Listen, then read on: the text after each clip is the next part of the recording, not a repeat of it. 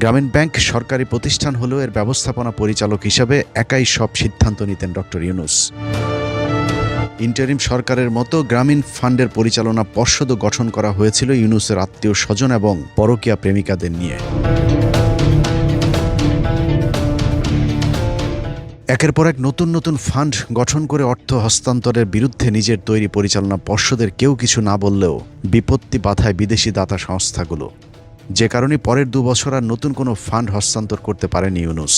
1996 সালের 25শে এপ্রিল দেশে যখন রাজনৈতিক অস্থিরতা চলছিল, সেই ফাঁকে ইউনূস আবারও গ্রামীণ ব্যাংকের বোর্ড সভায় গ্রামীণ ব্যাংকের সদস্য ও কর্মীদের কল্যাণের নামে কোম্পানি আইন 1994 এর আওতায় গ্রামীণ কল্যাণ নামে নতুন আরেকটি শাখা প্রতিষ্ঠানের অনুমোদন করিয়ে নেয়।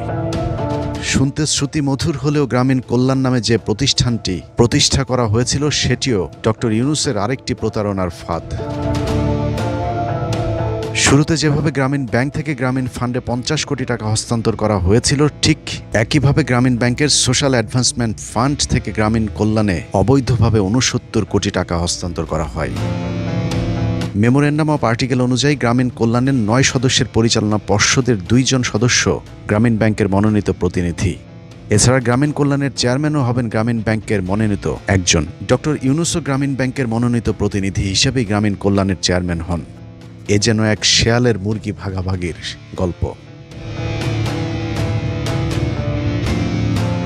ততদিনে দাতা সংস্থাগুলোর আসল উদ্দেশ্য পূরণ হতে শুরু করেছে।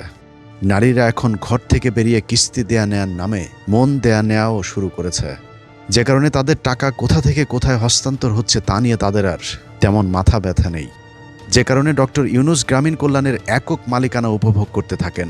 এই গ্রামীণ কল্যাণের মাধ্যমেই তিনি গড়ে তোলেন একের পর এক মোট 13টি প্রতিষ্ঠান। এদিকে গ্রামীণ ফান্ডের বিপরীতে গঠন করা হয় আরও 15টি প্রতিষ্ঠান, যেসব প্রতিষ্ঠান প্রতিষ্ঠার মূল উদ্দেশ্য ছিল গ্রামীণ ব্যাংকের টাকা হস্তান্তর করে গ্রামীণ ব্যাংকের টাকা নাম সর্বস্ব এসব প্রতিষ্ঠানে হস্তান্তর করা।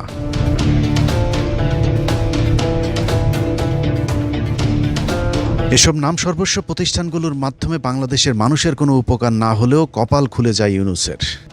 গ্রামীণ ব্যাংকের নামে আসা বিদেশিদের অর্থ আর ঋণ গ্রহীতাদের রক্তচোষা সুদের টাকা এসব প্রতিষ্ঠানের নামে হস্তান্তর করতে শুরু করে Yunus.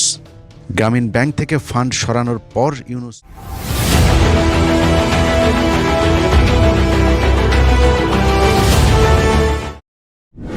Like, subscribe, share and press the bell icon.